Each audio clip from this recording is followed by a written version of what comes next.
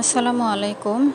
আমি এখান থেকে 18 ইঞ্চি কাপড় নিয়ে নিলাম, আর এখান থেকেও 18 ইঞ্চি নিয়ে মার্ক করতে হবে। তো আমি আজকে আপনাদের জন্য নিয়ে আসছি নাইটি কাটিংয়ের ভিডিও। এটা আমি সহজভাবে ড্রয়িং করে কাটিং ভিডিওটা দিচ্ছি। তো যদি কেউ সেলাইয়ের ভিডিওটা চান তাহলে অবশ্যই আমার চ্যানেলটা সাবস্ক্রাইব করে আমাকে কমেন্ট করে জানাবেন। এখানে থেকে আমি গলা কাটবো। গলা হচ্ছে ডিপ করব 1 ইঞ্চি আর সাইডে চওড়া নেব 3.5 ইঞ্চি।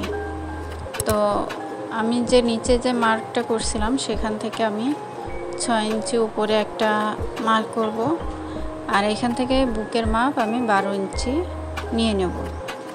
নিয়ে এখানে আমি একটা বক্সের মতো তৈরি করে নেব। তৈরি করে নিয়ে এখান থেকে 12 ইঞ্চি বডির জন্য কাপড় নিয়ে আমি এটা হাতার জন্য মার্ক করে নেব। ড্রয়িংটা করব হাতার জন্য।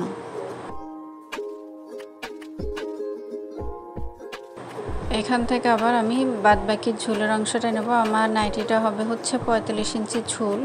আমি আগে 18 ইঞ্চি নিয়ে নিয়েছিলাম, এখন এখান থেকে 18 ইঞ্চি নিচ থেকে আমি 27 ইঞ্চি ঝুল নিয়ে নেব। তো সকলে আমার জন্য দোয়া করবেন এবং আমার চ্যানেলটা অবশ্যই সাবস্ক্রাইব করে কমেন্ট করে জানাবেন যে সেলাইয়ের ভিডিওটা আপনারা দেখতে চান কিনা। আশা করি সেলাইয়ের ভিডিওটা দেখতে পারলে আপনারা এই নাইটিটা খুব সহজে সুন্দরভাবে কাটিং করতে এবং সেলাই করতে পারবেন ইনশাল্লাহ। আমি আশা করি আমি সেইভাবেই সহজভাবে দেখানোর চেষ্টা করছি। সেলাইটাও আমি সুন্দর সহজভাবে দেখানোর চেষ্টা করব। তো আমি এই ড্রয়িং অনুযায়ী কাটিং করে নেব নাইটিটা।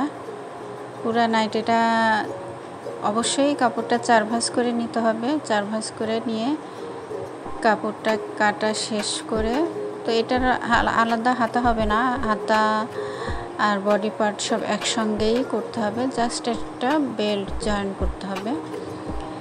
তো এটা কাটিং শেষ করার পরে আমার সামনের পার্ট আর ব্যাক পার্ট আমি এই যে আলাদা করে নিলাম। এখন ব্যাক পার্টে আমি এখান থেকে বডির 10 ইঞ্চি নিব।